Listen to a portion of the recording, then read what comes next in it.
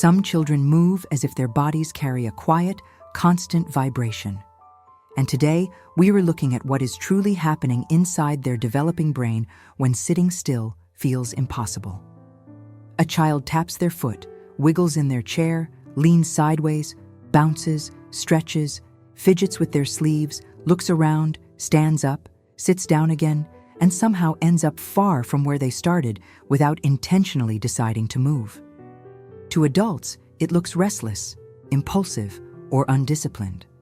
But inside the ADHD brain, these movements are not choices or acts of defiance. They are essential attempts at regulation. A child who cannot sit still is not a child refusing stillness. It is a child whose brain relies on movement to stay connected to the world. To understand this fully, we begin with the architecture of the ADHD brain. At the center of attention and self-control lies the prefrontal cortex, the part responsible for planning, focus, emotional regulation, and impulse management. In ADHD, this region develops more slowly. It is not broken or deficient. It simply runs on a delayed timeline. While a neurotypical child may have a sturdy bridge connecting emotion and regulation, the ADHD child often has a narrow, shaky crossing that becomes overwhelmed easily. When a task requires extended attention or quiet focus, the underactive prefrontal cortex struggles to engage. Meanwhile, deeper systems in the brain, especially those associated with reward and novelty, remain highly active, hungry for stimulation. This imbalance creates a constant search for input. The brain feels underpowered, and the child's body becomes the engine that tries to restart it. Movement becomes the self-generated solution. Wiggles, kicks, taps, shifts, and squirming provide bursts of sensory input. These bursts create micro-jolts of activation that help the child stay alert. It is not random motion. It is the nervous system attempting to compensate for low stimulation. Sitting still, for many ADHD children, is not calming. It can feel like fading, numbing, or slipping away. Movement becomes the only way to stay mentally present. This explains a paradox that confuses many parents. The child who cannot sit still during a math lesson can sit for hours building Lego structures or diving into a favorite video game. It is not inconsistency. It is neurochemistry. When a child is deeply interested in something, the brain releases dopamine. Dopamine strengthens attention circuits. It helps the prefrontal cortex stay online. It sharpens focus, creates engagement, and fuels motivation. If an activity is rich in novelty, emotion, or meaning, dopamine rises naturally, and stillness becomes easier. But when a task is low stimulation, repetitive, or requires long mental effort, dopamine drops. The brain becomes understimulated, and the body steps in to fill the gap.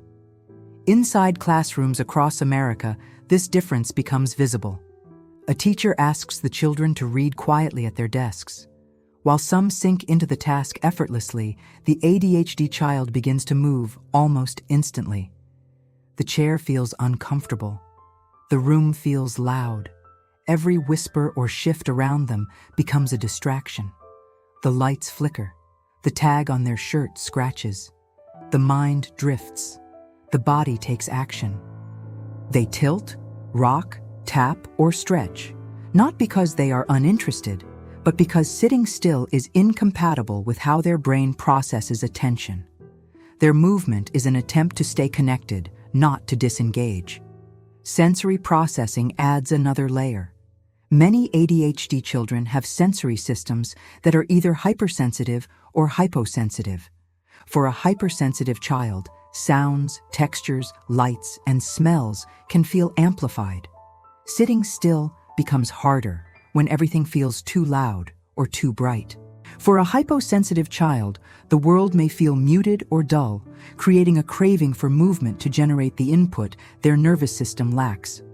The child may crash into things, leap off furniture, or push their body into intense motion because their system needs strong sensory input to feel regulated. At home, the challenge becomes even more apparent. A parent asks their child to sit at the table for dinner. Within seconds, the child begins to move. They tilt their chair, slide off the seat, twist their torso, touch objects within reach, kick their feet, or wander away entirely. The parent might interpret this as rudeness or poor discipline. But the child's body is not misbehaving. It is supporting the brain. Dinner requires stillness, listening, and slow pacing. For the ADHD brain, these are high-effort tasks.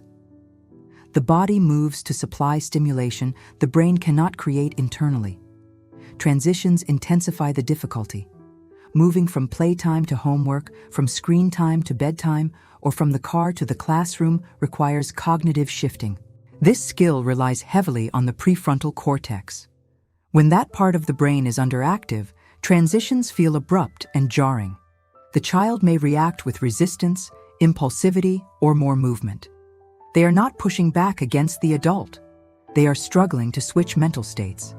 Impulsivity is another piece of the puzzle. In ADHD, impulses arrive quickly, like sparks. The prefrontal cortex, which holds the internal brake system, reacts slower than the impulse itself. This delay means the child often acts before thinking. They jump up before deciding to stand. They speak before deciding to speak. They move before processing why they moved. It is not a lack of intelligence or intention. It is the speed mismatch between impulse and regulation. Tantrums or emotional outbursts often stem from the same root cause: overload. The ADHD brain works harder to maintain focus, regulate energy, filter senses, and manage transitions. These demands accumulate. A seemingly small frustration can push the nervous system past its limit. The outburst is not a choice. It is the nervous system releasing pressure. After the release, the child often returns to calm quickly, confused by their own intensity. Social expectations also shape the experience. Many environments expect children to sit still, follow routines, stay quiet, and complete tasks without movement.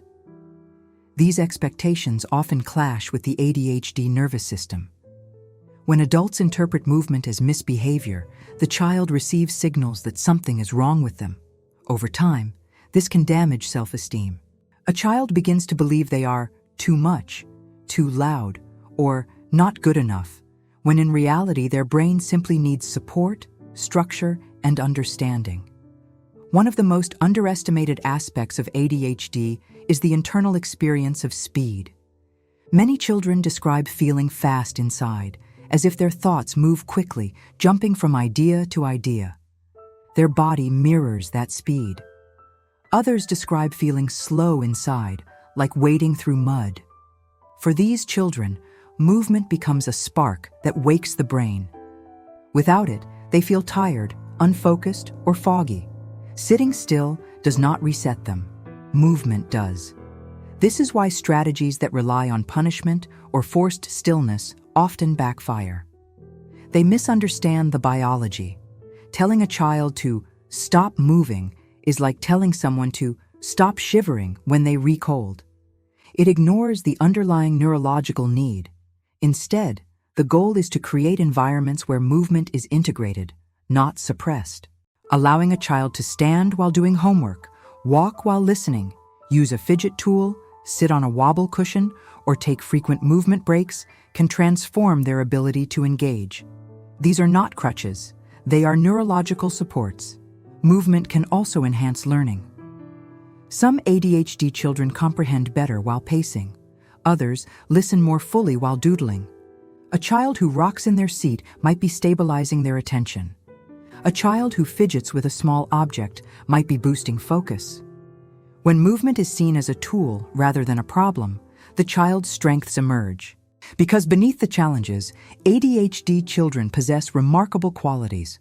Their minds are creative, intuitive, energetic, and imaginative. They think in fast patterns, make unusual connections, notice details others miss, and pursue interests with passion. They learn by doing, exploring, moving, and experimenting. Their ability to shift perspectives quickly can lead to fresh ideas and innovative thinking. Many of the most creative thinkers, entrepreneurs, and inventors share ADHD traits. But their strengths become visible only when adults stop interpreting movement as rebellion and start recognizing it as regulation. The child who can't sit still is not trying to disrupt the room. They are trying to stay present in the room. The child who fidgets is not trying to be annoying. They are stabilizing their attention. The child who stands up during homework is not avoiding work. They are giving their brain the input it needs to continue. Understanding this transforms the relationship between parent and child. Instead of battles over stillness, there is collaboration. Instead of shame, there is support. Instead of frustration, there is empathy. A parent begins to see not just the behavior, but the reason behind it.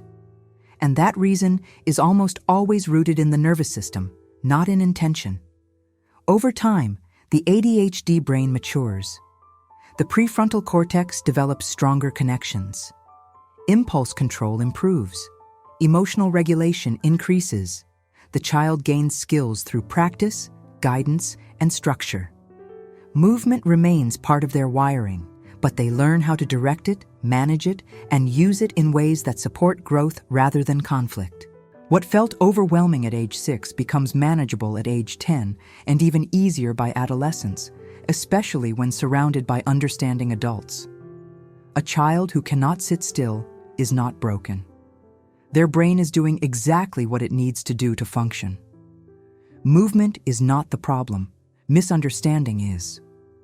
When adults interpret the behavior through a biological lens, everything begins to make sense. The home becomes calmer. The classroom becomes more welcoming. The child becomes more confident.